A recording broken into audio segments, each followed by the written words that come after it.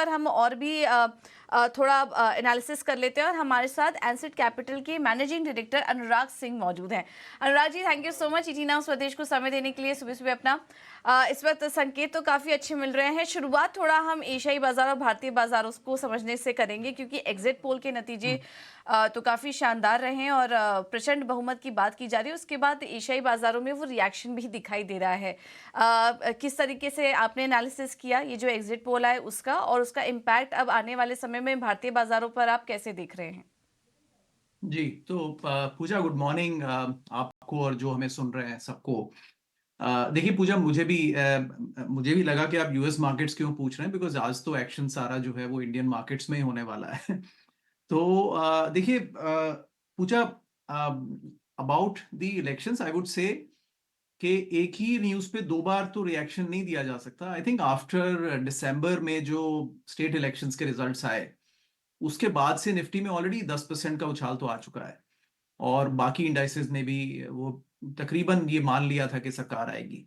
I understand थोड़ा reaction और आएगा, but I think in a larger sense market ये देखना चाहता है अभी, और I would say I am also looking forward to this, कि बीजेपी का वो 303 का नंबर को कितना स्ट्रांगली बीट करती है। ये पूजा इसलिए इंपॉर्टेंट है बिकॉज अगर वो सिग्निफिकेंटली बीट कर पाते हैं इस 303 के नंबर को, तो उसका मायने फिर ये हो जाएगा कि इन्वेस्टर्स फिर 5 साल का व्यू नहीं, वो अगले 10 साल का व्यू ले सकते हैं इंडिया के बारे में।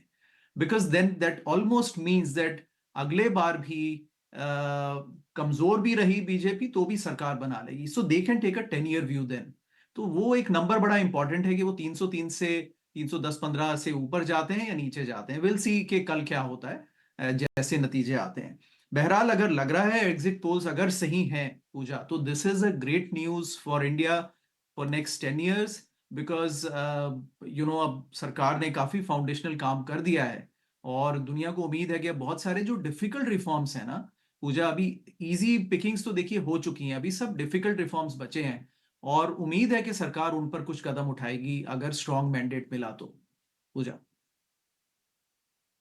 बिल्कुल।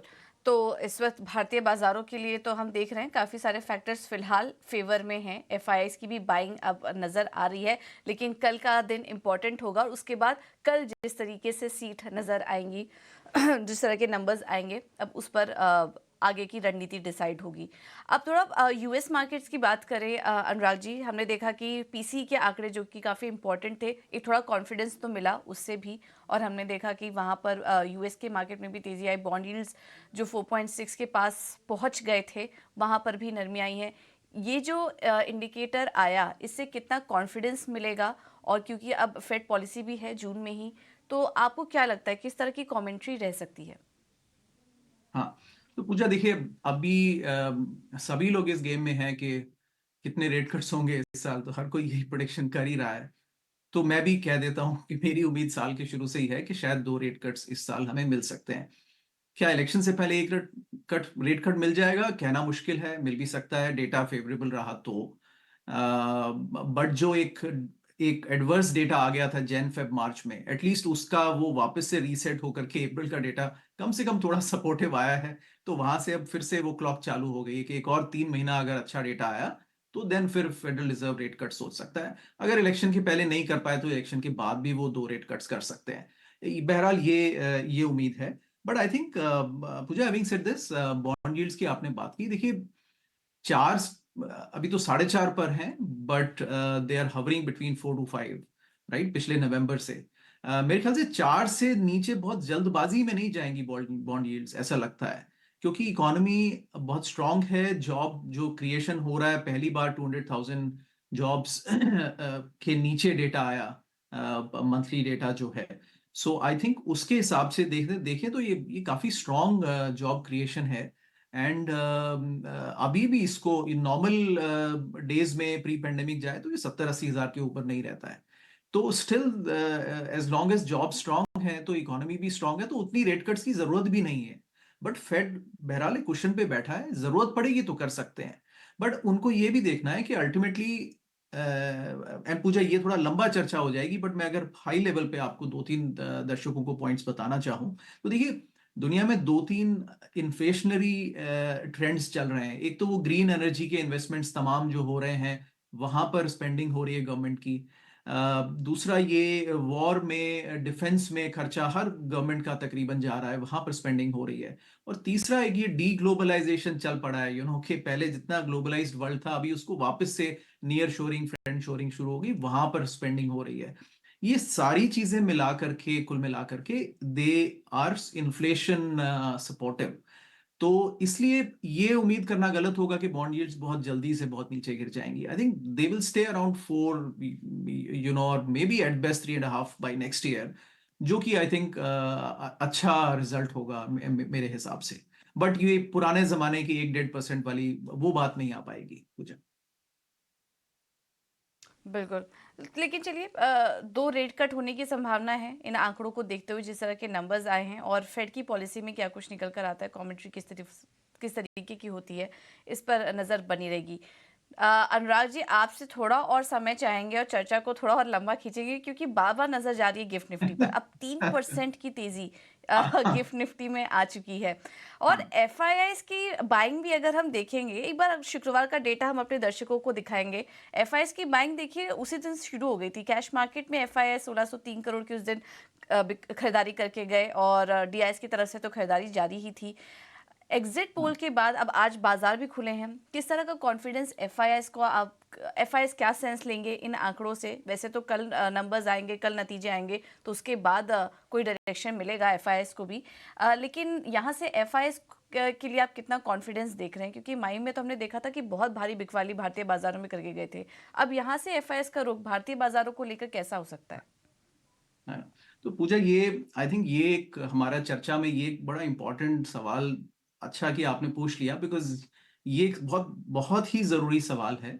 और मैं इस पे दो बातें कहना भी चाहता हूँ, और ये जरूरी है कि जो लोग हमें सुन रहे हैं उसको इस बात को समझें। देखिए पूजा, एफआईआईज का कुछ इमोशनल अटैचमेंट नहीं होता है, और इनफैक्ट कोई भी इन्वेस्टर जो इंडियन मार्केट में, उनका भी कोई इमोशनल अटैचमेंट नहीं है। मार्केट्स में हर इन्वेस्टर रिटर्न्स लेने के लिए है, और एफआईआईज भी उससे कोई अलग नहीं सोचते हैं।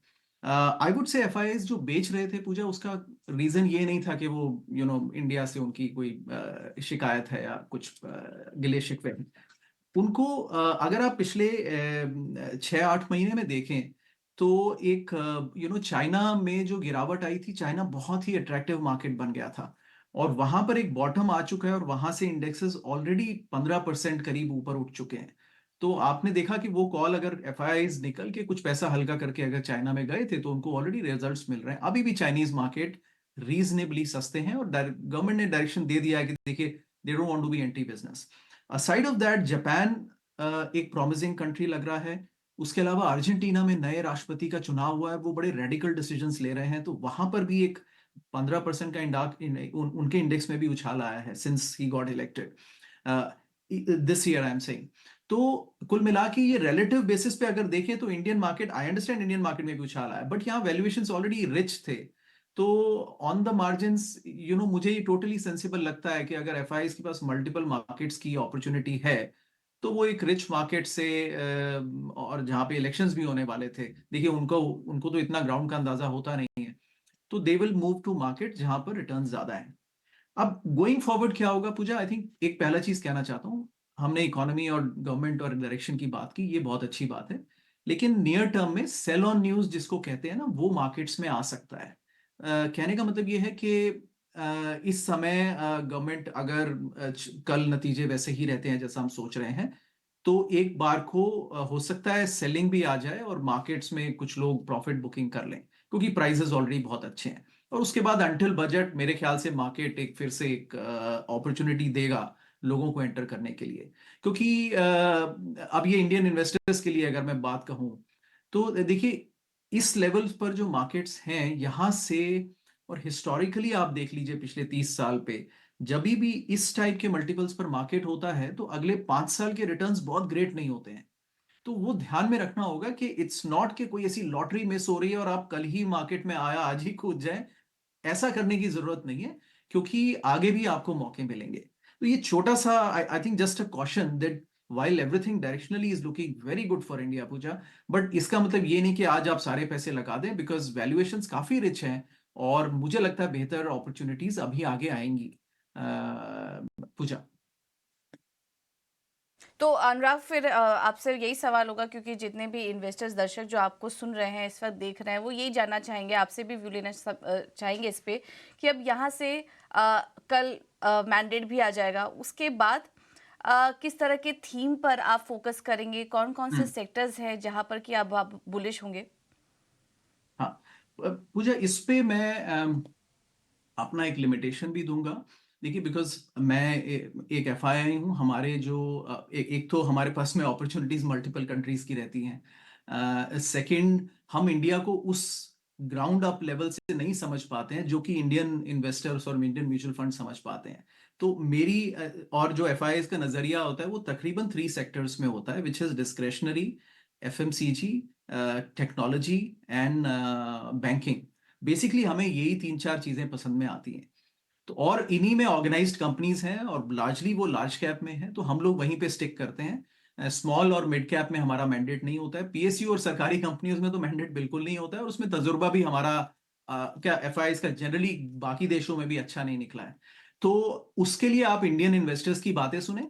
अगर मेरे सेंस से देखेंगे तो पूजा, आईटी जो है वो पीक आउट कर चुका है। आईटी में आई थिंक अब इससे ज्यादा अप्रिसिएशन होने की उम्मीद कम है।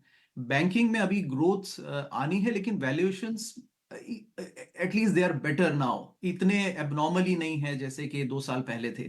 तो you can start taking banking positions in the large caps gradually. और उसके अलावा एक हेल्थ केयर सेक्टर है पूजा, हमें हमेशा से बड़ा अच्छा लगता है। इंडिया जैसे ग्रो करेगा, हेल्थ केयर की बहुत अपॉर्चुनिटीज हैं। फार्मा के अलावा हेल्थ केयर में जो कुछ भी ऑर्गेनाइज सेक्टर में कंपनीज हैं, ग्रेजुअली उन सबको छोटे जब भी राइट प्राइस होता है और ग्रेजुअली आप उनको खरीदते रहे, लॉन्ग टर्म में काफी फायदा होगा। कुछ ऐसा मेरा मानना है।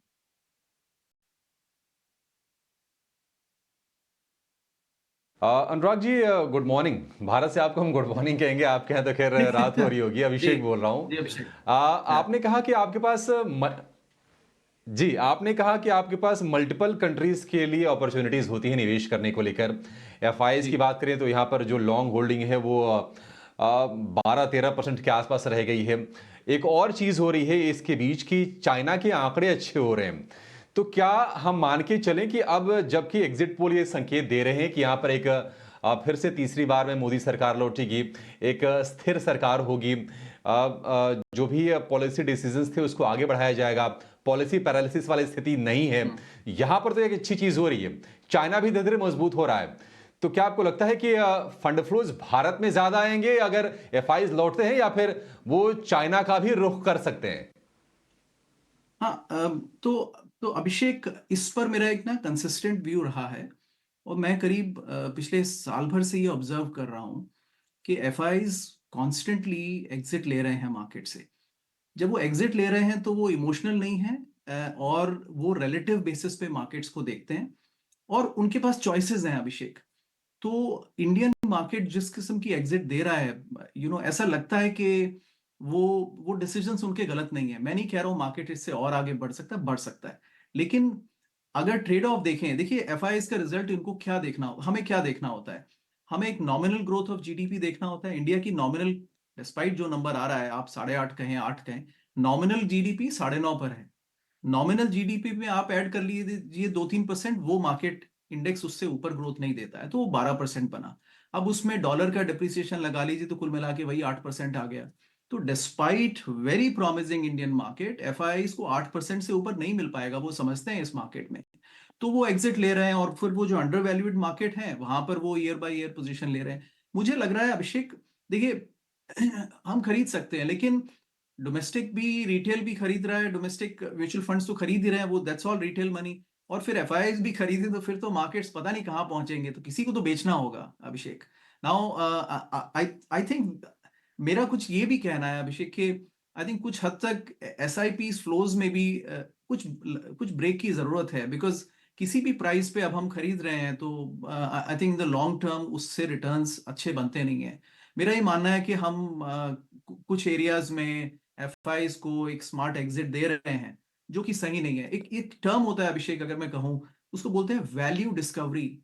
और मार्केट एक फिनोमेना है जहां पर बायर और सेलर एक कॉन्ट्रा व्यू के साथ आते हैं। सेलर को लगता है कि प्राइस गिरने वाला है, बायर को लगता है प्राइस बढ़ेगा, और उससे प्राइस डिस्कवरी होती है।